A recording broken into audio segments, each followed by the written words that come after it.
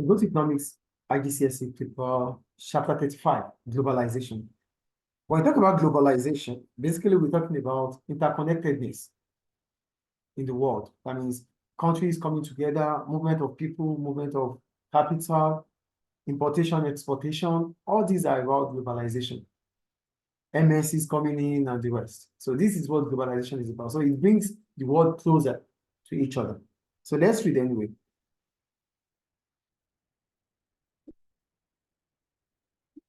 What is globalization? Many markets today are global. This means that some firms expect to sell their products anywhere in the world. Today, the same firm could have a head office in London, borrow money from a bank in Japan, manufacture products in China, deal with customers from a call center in India, and sell goods to countries all over the world. Firms and people are behaving as though there is just one market or one economy in the whole world. So this is about globalization. Goods and services are traded across international borders. People are free to live and work in anywhere across the world. This is what globalization is about. I think it's clear. Yeah. So there's a high, I'm just going to go down. And also they said there's a high level of interdependence between nations. So what is about interdependence? It means each nation or each country, are you there? Yeah. Each nation or country can specialize. So that means what we cannot produce, your country can produce it. So we don't have to stress. In as much as we can produce it, we concentrate on what we can produce. You concentrate on what you can produce. So whatever we can't, we get it from you. Whatever you can't, you get it from us. So this is what we meant by interdependence between nations. I think it's clear. Yeah. So also capital can move. That means you can invest. A Libyan can invest in Nigeria. A Nigerian can invest in Turkey. So this is all about globalization. Any question about globalization? So we'll move on. Reasons for globalization. So we'll go to the reasons for globalization. So there is a general agreement that modern globalization began in the 80s and has grown rapidly. There are numbers of reasons for this trend. Number one, fewer tariffs and quotas. And when we talk about fewer tariffs and quotas, it means few trade barriers. There's trade barriers, right? So trade barriers means restriction of trade restriction. So if there are fewer tariffs and quotas, it means there's encouragement in international trade. So encouragement in international trade will bring about globalization. So it means we can freely export our country, export our products, and we can, at a reduced price, import products into our country. Is the first point clear? Secondly, reduced cost of transportation. When we talk about reduced cost of transportation, basically we're talking about improvements in transportation. So cost of transportation becomes less as it were before. Now there's accessibility to road transportation, there's accessibility to sea transportation, there's accessibility to air transportation, there's railway transportation. So we have different medium of transportation now, unlike those days that it was restricted. So because we can fly different routes, it means we can sell, we can export, we can import goods from anywhere across the world. Do you understand transportation? Transportation means movement of goods and services, right? Movement of goods. So movement of goods, movement of people. So it becomes easier now because we have different choices. We have variety that we can use. So it becomes cheaper. So why is it cheaper? It's cheaper because we have different choices to it. Is it clear? That will encourage globalization or bring about globalization. The third one, reduce cost of communication. Communication is about information, right? Communication is about information. But these days, there's improvement in technology. So advancement in technology has made communication to become easier. So people can pass information freely. I can be here and communicate with someone in Saudi. I can be here and communicate with someone in America.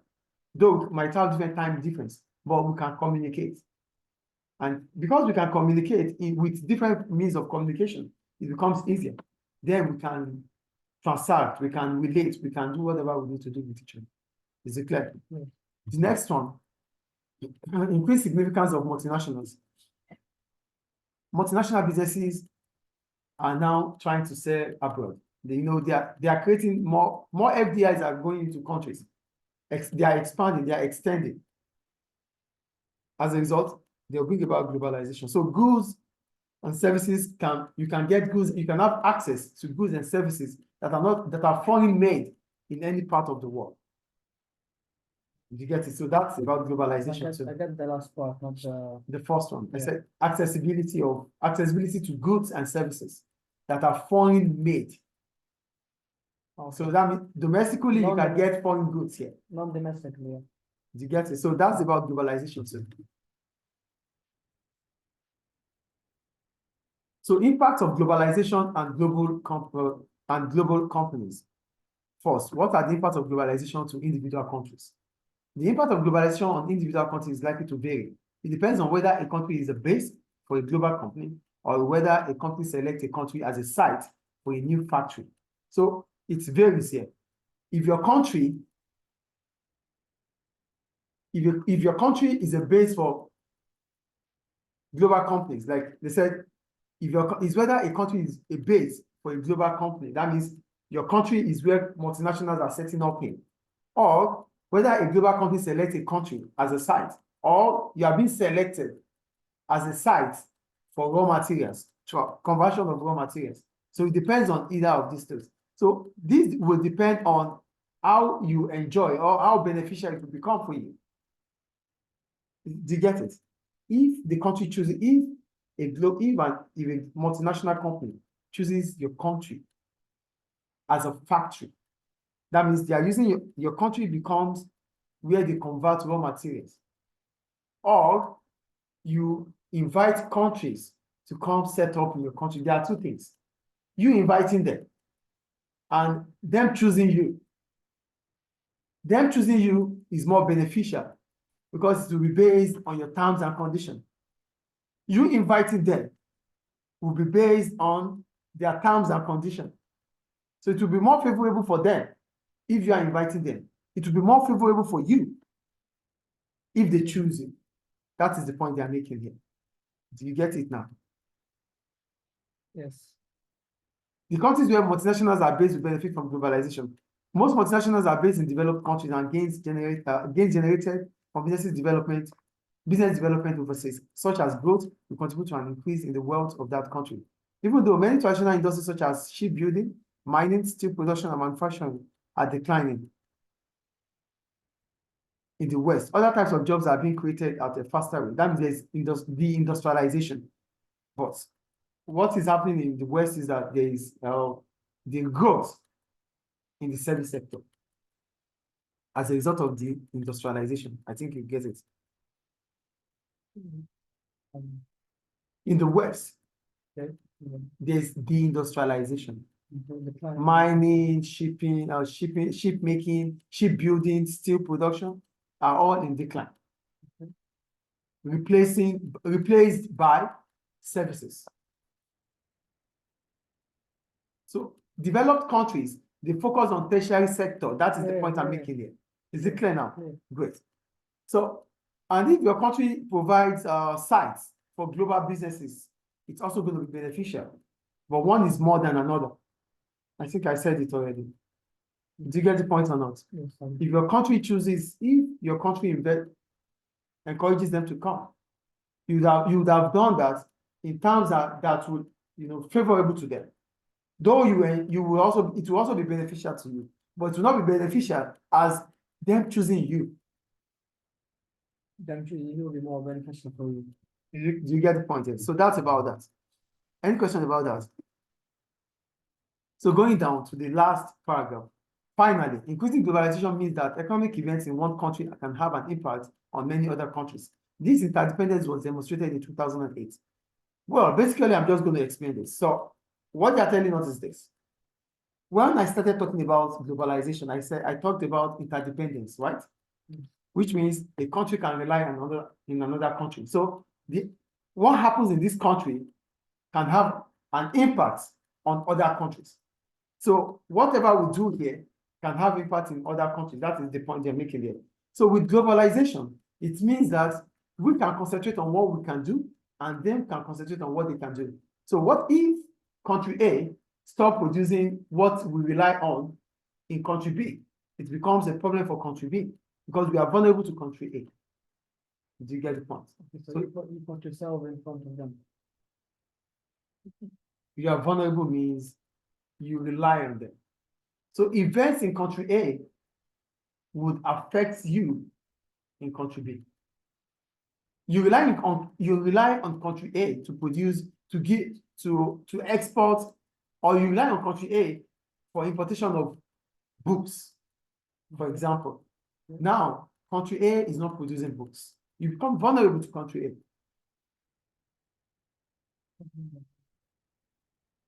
You are you are at their mercy. So if they don't do it, there's nowhere you could go to. You have to go to country B. If the country A is not producing, there's nowhere you go to anymore because you rely on them. Yes, you don't go to country A anymore since they don't produce it anymore. That is not vulnerability. Vulnerability means you are at their mercy. They have to provide for you to survive. You're vulnerable to them. So without them, you won't survive. Is it clear now? Yeah. So that is globalization to individual countries. Now, globalization to governments. The profits made by global companies are taxed by the host nation. This increased tax revenue for the government. This money can be spent to improve government services or lower taxes. Some argue that globalization has resulted in more people setting up businesses. The arrival of global companies may have provided the encouragement and skills required to develop new businesses. For example, a new multinational may encourage locals to supply commercial services such as transport, accommodation, restaurants, property maintenance, cleaning and leisure activities. This will help to support government economic policy in the provision of employment. Finally, globalization can only advance if governments are committed to it. For example, before we go to the example, globalization to governments. For governments, we need to understand that government revenue is generated through taxation, right? So if multinationals are settling, the profit they make is being taxed by the host nation. This increases revenue, yes or no? The revenue increase can be used for public financing, education, healthcare, infrastructure, and so on. Or can be a yardstick to reduce income tax. So because government is making more revenue from profits made by multinationals, they might reduce income tax to encourage the locals to work. That is the point they're making here. But at the end of it all, they said globalization can only advance if the government is committed to it. So if the government encourages it, then we have globalization. They don't encourage it and they won't have. Why? One, countries cannot trade if the government keeps international borders closed. We said globalization is the movement of people, movement of goods, movement of capital. So if the government of a country closes its borders, They can't come in. there's no movement. Two, international trade will be very limited if government use protectionism. If there's trade barriers, if there are trade barriers, Export other terms. there won't be globalization. There will be, but it won't be as effective. There won't be. Why not? Not at all. Do you know what globalization means? We can have access to everything. We must not restrict anything. If you restrict, I restrict. Retaliation, it restricts. Where's globalization? Everyone restricts. Okay. Clear. They have interdependence on one another. That stops. So there's only, it is interconnectedness. And if there's interconnectedness, it means it links to everywhere. There's vulnerability. The next one, firms cannot develop overseas if planning permission is denied. Multinationals might want to come, but if government says no, you can't set up here, what can you do? Is it clear or not? Not clear. No, the last one, yeah, it's clear. So the last one is just means that the government won't allow them to set up their business in the country. Okay, good. So what is the impact of globalization to producers? Many would argue that the main winners from globalization are the global companies that develop business interests overseas. Some specific benefits include the following: one, access to huge markets. These are most of the time, globalization benefits the corporations, the companies. The organization. Reasons are: one, access to huge markets. Global markets are much bigger than domestic markets. If a business has access to billions rather than millions of customers, this provides huge opportunities to increase sales. So, globalization brings about having access to foreign customers. When you add foreign customers to domestic customers, huge market customer base.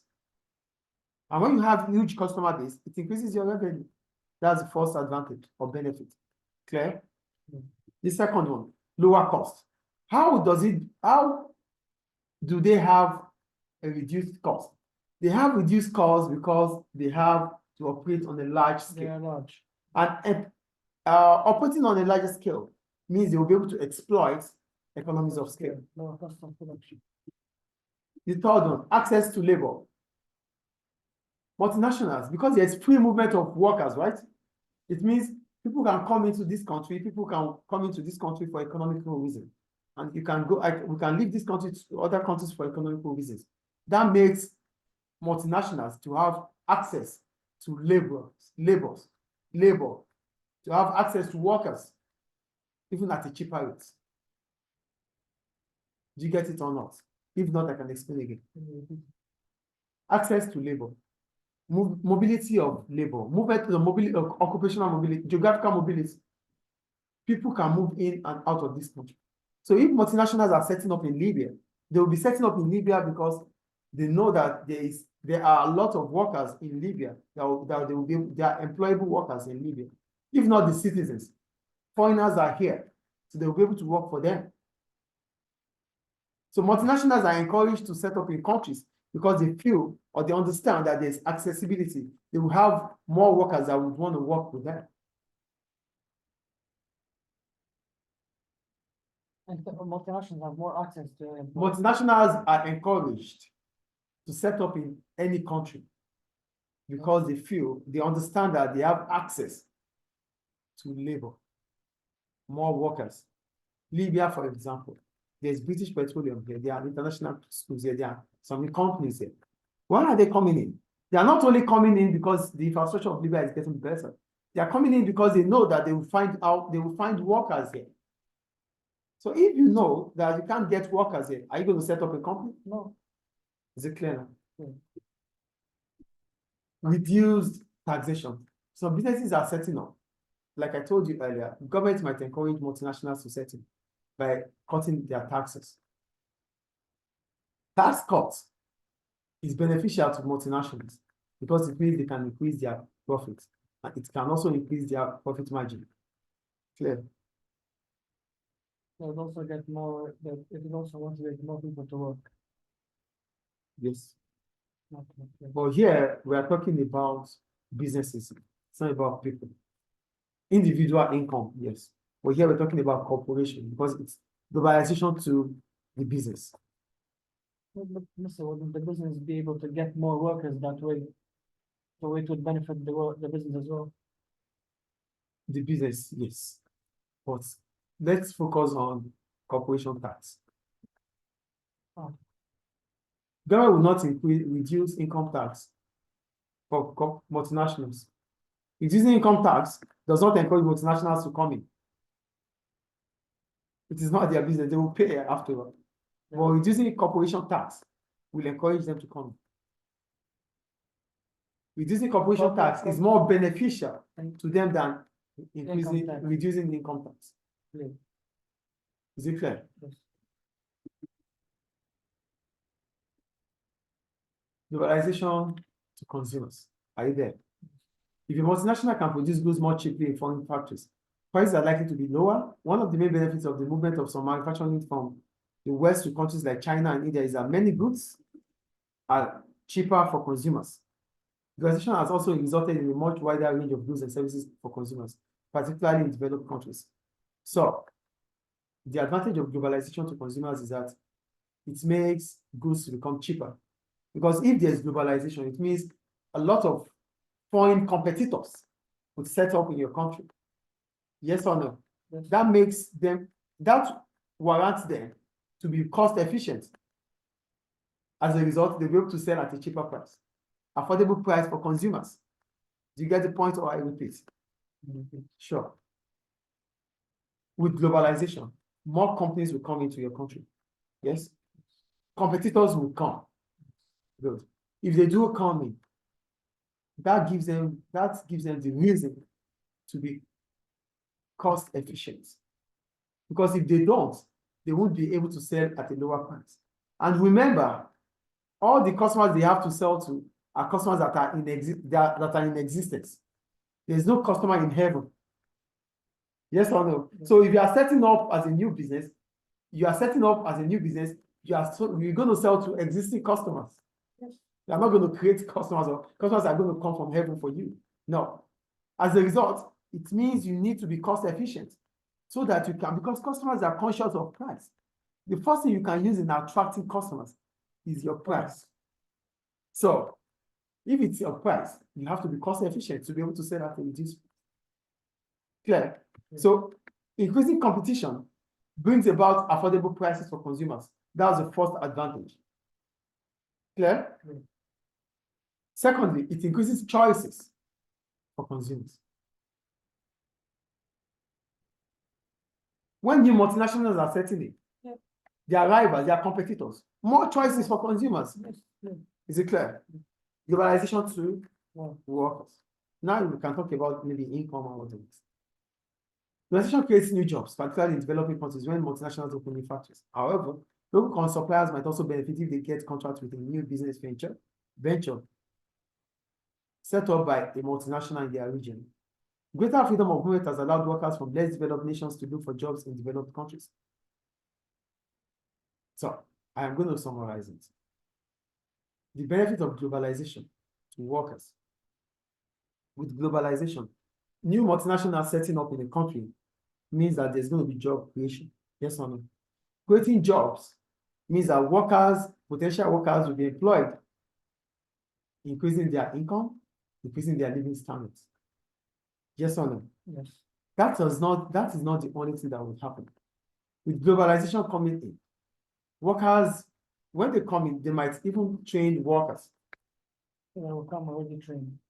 What? When they come in, they're trained.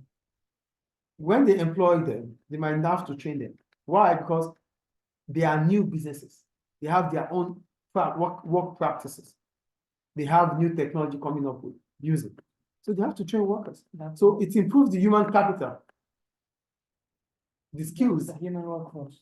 Do you understand? Yes. So this is what globalization will bring about to workers. Their level of income will increase. They get more, they become more trained. They become more employable as a result, and higher pay for them. Is it clear? Yeah. The environment. The problem about globalization is that it damages the environment. Because globalization will bring about economic growth. Economic growth will bring about damage of society environment. Is it clear? So it's always an opportunity cost. More factories and more stuff like this. So it's always an opportunity cost. Either you choose to stay the way you are, not to encourage globalization, then your environment is as pure as ever. Or you encourage globalization and let it affect your environment. It's nice in some globalized countries that their environment's not that damaged. It's not that damaged, but it's damaged. Yes, but Mr. You wouldn't go there and you would tell that it's damaged. You will know. If it's not damaged, resources will finish one day. The resources are used up. And they're all from the earth, which is going to damage. Is it clear? Yeah. Any question about that? No question. So we'll move on to the multiple choice question.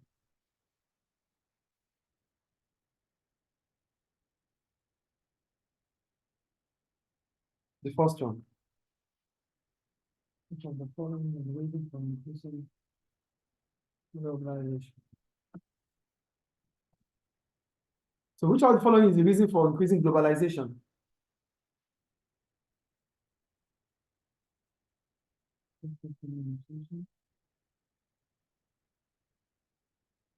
Reduce cost of communication. Reduce cost of communication, yes. Let's look at A. Increasing globalization will bring about lower exchange rates. No, it will not bring about lower exchange rates. because exchange rate is determined by demand for and supply of the It's currency. not like So, globalization. It's not by globalization. And when we talk about globalization here, if we have to link it to exchange rate, we have to talk about exportation and importation. Importation. Clear? Yes. It's not A. B is the answer, reduce cost of communication with information, with accessibility to information through advancement in technology. It means that I can be in Russia and still interact or still transact with someone in China. C, an increase in environmental legislation. If with globalization, increasing environmental legislation would discourage globalization. Because through globalization, you're going to have to Damage the the environment. environment. And those that damage the environment with increasing environmental legislation, damaging the environment will become illegal. So they want to stop.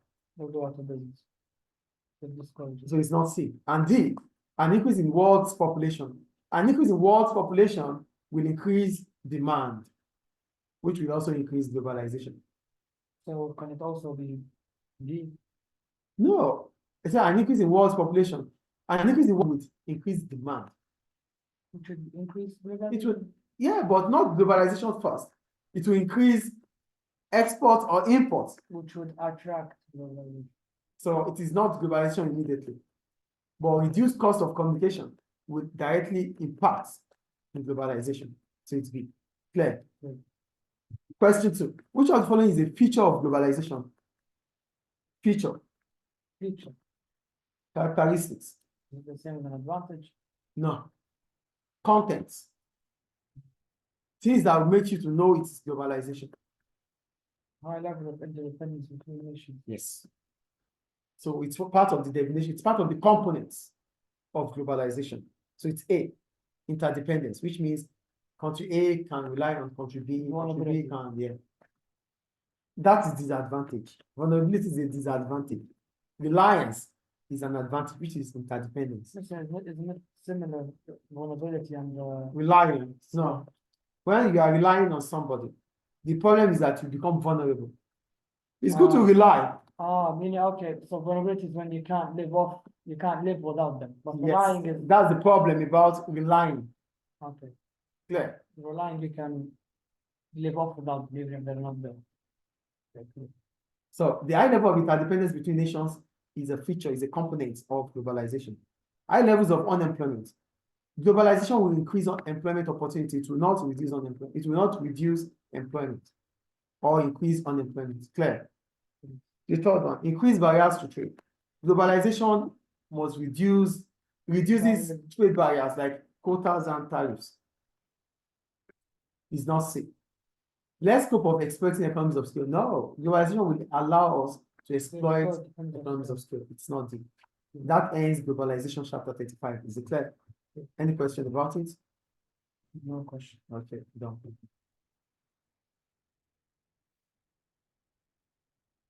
The internet is slow.